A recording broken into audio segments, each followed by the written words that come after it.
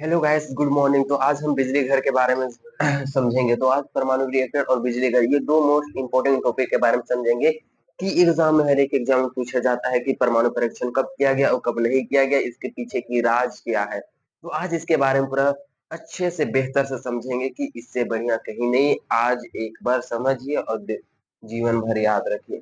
तो सबसे पहला है कि परमाणु रिएक्टर क्या होते हैं।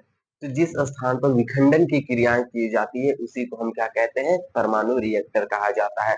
तो परमाणु रिएक्टर और परमाणु बिजली घर, ये दो टॉपिक है। तो परमाणु बिजली घर अलग होते हैं, यहाँ पे बिजली उत्पादन के उद्देश्य से किया जाता है, लेकिन जो परमाणु रिएक्टर होते हैं इसमें विखंडन की क्रियाएं की जाती है। तो आप बोलिएगा कि परमाणु रिएक्टर में क्या की जाती है, विखंडन की क्रियाएं की जाती है, और इसमें परमाणु बिजली घर में परमाणु की नियंत्रण की क्रियाएं की जाती है, उसे नियंत्रित किया जाता है। ठीक है, तो पहला परमाणु जो रिएक्टर है वो ट्राम्बे में खोली गई थी। पहले मुंबई मुंबई का नाम ही पहले ट्राम्बे था, जो कि महाराष्ट्र में है, जिसे Bhabha atomic research centre, BARC, Bhabha परमाणु अनुसंधान केंद्र जिसे कहते हैं, अप्सरा के नाम से लगाया गया था। ठीक है, अब इतना समझ में आ गया कि अप्सरा के नाम से 1956 ईस्वी में लगाया गया था, BARC, Bhabha atomic research centre. इसका फुल फॉर्म क्या है, भाभा एटॉमिक रिसर्च सेंटर, जिसे किस नाम से जाना जाता है हिंदी में, भाभा परमाणु अनुसंधान केंद्र। कहाँ लगाया गया था, तो महाराष्ट्र के ट्राम्बे में लगाया गया था पहला परमाणु रिएक्टर। और एक और परमाणु रिएक्टर है जिसे हम कामिनी रिएक्टर कहा जाता है। कामिनी परमाणु रिएक्टर कलपक्कम में है। जितने भी कम, जैसे कि कम हो गया ना कि पटनम तो छोड़ दीजिए, कि कम कुडुलकलम, ये सब आता है। फिर हो गया तिरुवनंतपुरम, ये सब वो दक्षिण भारत में ही आपका दिमाग जाना चाहिए। दक्षिण भारत में सबसे अधिकतर कौन राज्य में, कांचीपुरम, ये पुरम जो होता है ये कहाँ पे जाते हैं, तो वो तमिलनाडु में। तो कलपक्कम से याद रखिएगा कि तमिलनाडु में कहाँ पे है, कामिनी परमाणु रिएक्टर, जो कि एग्जाम में भी पूछे जाते हैं। और किस नाम से लगाया गया था इसे, अप्सरा के नाम से लगाया गया था 1956 ईस्वी में। इसमें परमाणु रिएक्टर में क्या किए जाते हैं, विखंडन की क्रियाएं की जाती है, और परमाणु बिजली घर में विखंडन की अभिक्रिया होती है, परंतु इसे नियंत्रण के आधारित होती है या नियंत्रित पर आधारित होती है। इसमें नियंत्रित की जाती है परमाणु बिजली घर में। तो इतना समझ में आ गया कि परमाणु रिएक्टर और परमाणु बिजली घर क्या होते हैं। तो इसमें नियंत्रित की जाती है, इसमें विखंडन की क्रियाएं की जाती है। पहला परमाणु बिजली घर, तो पहला परमाणु बिजली घर 1972 ईस्वी में तारापुर में लगाया गया था। तारापुर भी कहाँ है, महाराष्ट्र में स्थित है। 1972 ईस्वी में पहला बिजली घर तारापुर में लगाया था। इसके पीछे की एक राज है। परमाणु बिजली घर लगाना के लिए हमें क्या चाहिए, यूरेनियम की आवश्यकता है कि, और यूएसए हमें यूरेनियम दे नहीं रहा था। लेकिन उस समय प्रधानमंत्री थी इंदिरा गांधी थी। इंदिरा गांधी ने कहा कि परमाणु बिजली घर बनाएंगे तो यूरेनियम की आवश्यकता होता है, हम लोग कैसे बना सकते हैं। तो फिर यूएसए के राष्ट्रपति कहते ठीक है, हम यूरेनियम दे रहे हैं, तो महिला बुलाए, और ऐसा हो नहीं सकता। तो उन्होंने यूएसए के राष्ट्रपति क्या किया, अच्छा ठीक है आपको हम यूरेनियम देते हैं, यूरेनियम बना। थोड़ा बहुत झारखंड के जादू घोड़ा से हमारी यूरेनियम की प्राप्ति हो गई। तो यूरेनियम से क्या हो गया, परमाणु बिजली घर की स्थापना के लिए कब, 1972 ईस्वी में तारापुर, महाराष्ट्र के तारापुर में की गई थी, याद रखेंगे। और इसका सबसे पहला जो परीक्षण किया गया था, तो परीक्षण, ठीक है, तो 1974 में, जिसे स्माइलिंग बुद्धा के नाम से जाना जाता है, 1974 में सबसे पहला परीक्षण किया गया था। और सेकंड परीक्षण जो किया गया था 11 मई 13 मई 1998, जिसका नाम था शक्ति 98। इसका परीक्षण करने का पीछे क्या है कि यहाँ पे एक राज्य है, राजस्थान के पोखरण में किया गया था। तीनों के तीनों परीक्षण राजस्थान के पोखरण जिले में किया गया था। आपको याद रखना है कि अगर मान के चलिए कि राजस्थान, हमने ये वाला क्षेत्र ही बना रहे हैं केवल, मान के चलिए ये वाला क्षेत्र राजस्थान है, ये वाला क्षेत्र राजस्थान है, यहाँ पे परमाणु परीक्षण के लिए करना था। उस समय के राष्ट्रपति कौन थे, डॉक्टर एपीजे अब्दुल कलाम, और प्रधानमंत्री अटल बिहारी वाजपेयी। ये तीनों को कहना था कि परमाणु परीक्षण तो करना है, भारत को परमाणु संपन्न देश बनाना है।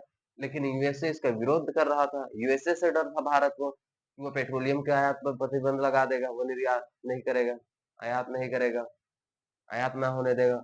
ना तो वो यहाँ पे भारत में पेट्रोलियम आने देगा, ना तो किसी भी प्रकार के खाद्य पदार्थ को आने देगा, तेल सामग्री इत्यादि पर सारे पर क्या कर लगा देगा, प्रतिबंध लगा देगा। भारत को इसकी डर थे। अटल बिहारी वाजपेयी ने क्या कहा कि ऐसे कोई बात नहीं है, कि हम धीरे धीरे क्या कहते हैं कि परमाणु परीक्षण किया जाए। इसके लिए क्या कहा, अब एपीजे अब्दुल कलाम, ठीक है, तो इसके लिए आप क्या कीजिए कि राजस्थान में एक ऐसा माहौल बनाइए जिससे कि पता ना चले कि इसमें हो क्या रहा है। तो राजस्थान में अफवाह फैला दी गई कि प्रधानमंत्री कह दिया गया कि राजस्थान में भूकंप आया है, वहाँ पे कोई नहीं, किसी को नहीं जाना है, वहाँ पे सैनिक ड्रिल किए जा रहे हैं, सैनिक क्या परीक्षण किए जा रहे हैं, सैनिक अपने लड़ रहे हैं, अपने प्रैक्टिस कर रहे हैं। इसके लिए पूरा तंबू-वंबू, टेंट-उंट लगा दिया, अब नीचे क्या बन रहा है, परमाणु बम। अब इसका खबर दे दिया पाकिस्तान यूएसए को कि वो परमाणु बम फोड़ने वाला होगा।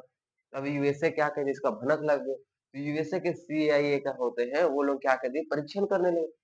सैटेलाइट भेज दिए भारत ऊपर, राजस्थान के ऊपर से जा रही है सैटेलाइट। एक दिन में एक बार जाती थी, एक दिन में 3-4 बार ट्रेवल कर रही है। अब कैसे किया जाए? आदमी थोड़ा तो समय चाहिए। अब एपीजे अब्दुल कलाम क्या किए, वहां पे उनके सैटेलाइट को भाप लिया। कितना समय में आता है, कितना समय में जाता है, और सैटेलाइट कौन था, पीएसएलवी। सैटेलाइट कौन सा था, पीएसएलवी सैटेलाइट जो थे, सैटेलाइट का पीएसएलवी, जो कि 15-20 मिनट क्या होते हैं, गैप करके आते हैं, 20 से अधिक मिनट तक क्या होते हैं, वो गैप करके आते हैं। इसी समय किया जाएगा। पूरा वहां पे राजस्थान में ऐसा माहौल बना दिया कि जैसे लग रहा है कोई सैनिक बंदूक चला रहे हैं, मार रहे हैं, उड़ रहे हैं, और नीचे क्या बन रहा है, परमाणु बम। परमाणु परीक्षण करने की तैयारी की जा रही है। अब यूएस से परमाणु परीक्षण करने की टाइम आ गया, कब, 11 मई 1998 को।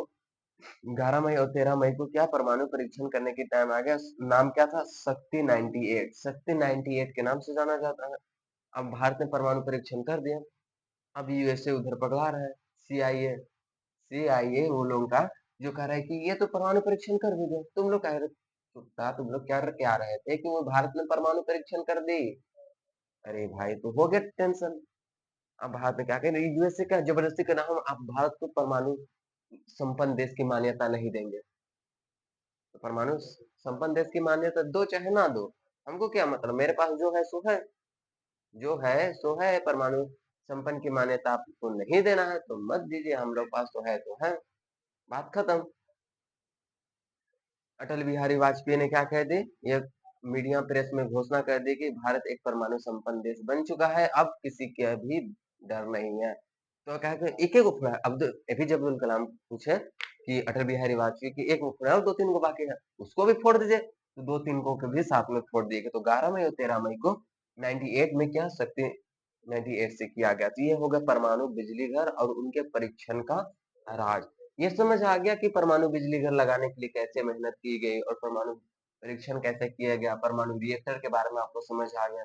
अब आता है हमारा परमाणु बिजली घर के मुख्य अंग के बारे में समझेंगे। जब भी हम परमाणु बिजली घर लगाते हैं तो उसके कुछ मुख्य अंग होते हैं, जैसे कि सुरक्षा के दीवार।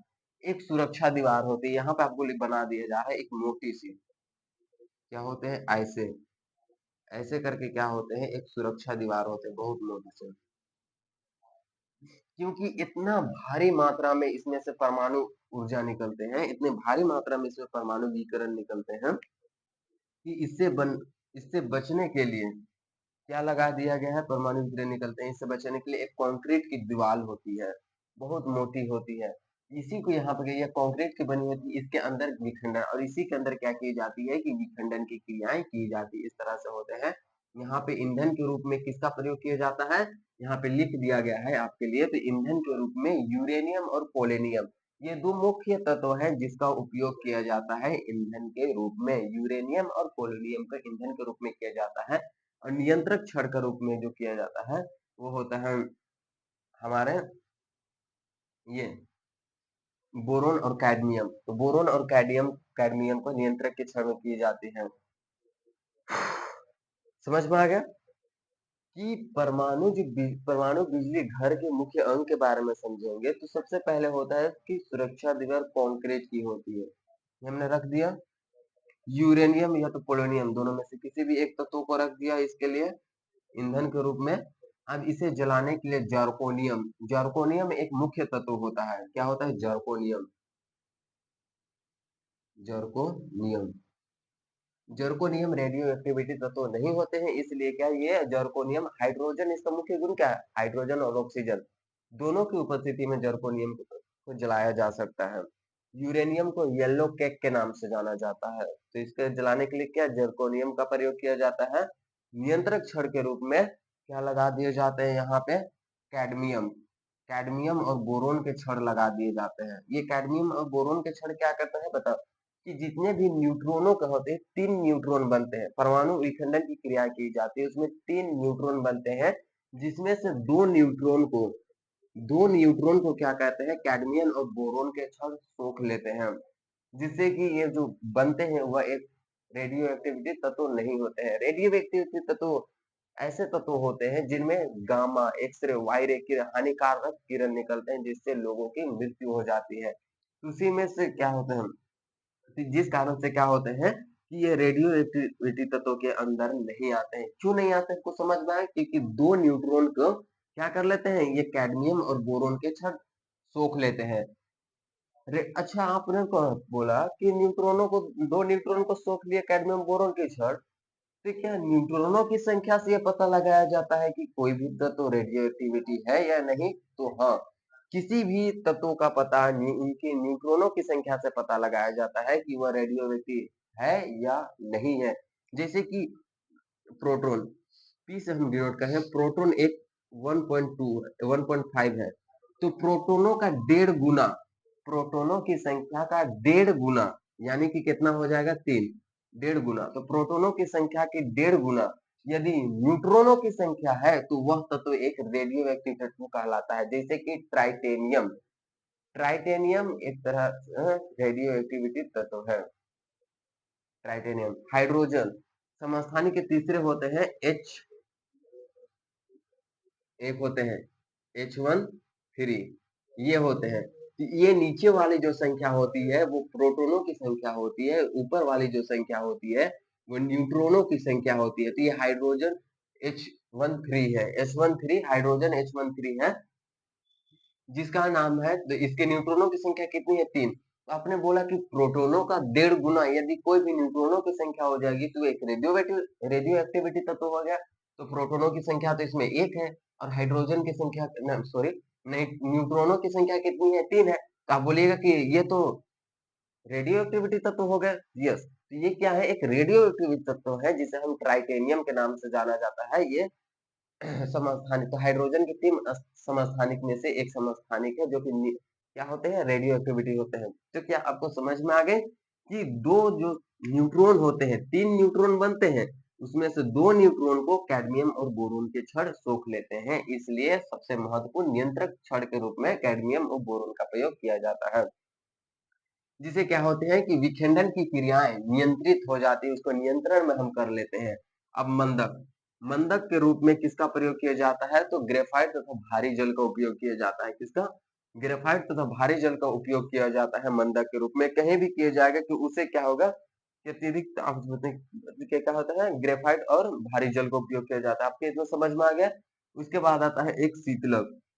तो अत्यधिक ताप से बचने के लिए जब परमाणु विकिरण किए जाते हैं, परमाणु क्या बनाए जाते हैं, तो वो विकिरण, परमाणु विकिरण से बचने के लिए, अत्यधिक ताप से बचने के लिए क्या किए जाते हैं, परमाणु विकिरण से बचने के लिए हम शीतलक रूप में पोटेशियम और सोडियम का प्रयोग करते हैं। तो शीतलक के रूप में हम किसका प्रयोग करते हैं, पोटेशियम और सोडियम का प्रयोग जो होता है वो हम क्या कहते हैं, परमाणु विकिरण से बचने के करते हैं, जिसे हम शीतलक के रूप में जानते हैं। तो अधिक बहुत सारे ताप निकलते हैं, यानी कि परमाणु परीक्षण कहीं भी कीजिए तो वहां ताप निकलेंगे ही निकलेंगे और भारी मात्रा में से ऊर्जा निकलेगी। तो उसी ऊर्जा से बचने के लिए हम पोटेशियम और सोडियम का उपयोग किया जाता है। परमाणु विकिरण से इससे बचने के लिए क्या, और एक गोली ली जाती है KI, एक गोली होती है KI का, KI एक गोली होती है, पोटेशियम आयोडाइड, पोटेशियम आयोडाइड की गोली खाते हैं। इनकी ऊर्जा से बचने के लिए पोटेशियम आयोडाइड की गोली खाते हैं, जिससे कि हम क्या कर सकते हैं, इजी से इससे बचा जा सकता है। समझ में आ गए। लेकिन तेलचट्टा परमाणु विकिरण से, उनकी ऊर्जा से, एक्सरे, वाई रे, गामा रे, कोई भी किरण निकले परमाणु बम से, तेलचट्टा हमें किसी भी प्रकार का प्रभाव नहीं पड़ेगा, न तो वो मरेगा। तो तेलचट्टा एक ऐसा जीव होता है जो कि कभी नहीं मरता है परमाणु विकिरण की ऊर्जा से। समझ में आ गए। तो ये यूरेनियम को येलो के कहा जाता है। ईंधन के रूप में यूरेनियम पोलोनियम का उपयोग किया जाता है। नियंत्रण कक्षों में कैडमियम और बोरोन के छड़ किए जाते हैं। क्यों किया जाता है कैडमियम और बोरोन का छड़, इसके पीछे का मैंने बता दिया रीजन, कि इसमें 3 जो न्यूट्रॉन बनते हैं उसमें से 2 न्यूट्रॉन को ये 2 छड़ सोख लेते हैं। सुरक्षा के रूप में ये कंक्रीट दीवार, मोटी सी एक कंक्रीट दीवार का उपयोग किया जाता है, जिससे कि परमाणु ऊर्जा जो है, परमाणु विकिरण जो है इस दीवार से बाहर ना जा सके। अगर बाहर गया यानी कि व्यक्ति की मृत्यु निश्चित है। समझ आ गया? परमाणु बिजली घर का राज्य बता दिया और उसके बाद पहला परमाणु बिजली परीक्षण कब किया? इस्माइलिंग बुद्धा के नाम से किया गया पहला। सेकंड दूसरा जो किया गया वो था 11 मई और 13 मई दो शक्ति 8 शक्ति 98 1998 में किया, इसी के लिए इसका शक्ति 98 नाम रखा गया। तो अब इसका समझ में आ गया परमाणु रिएक्टर के के बारे में भी। तो अब इसके स्क्रीनशॉट ले लीजिए एक बार।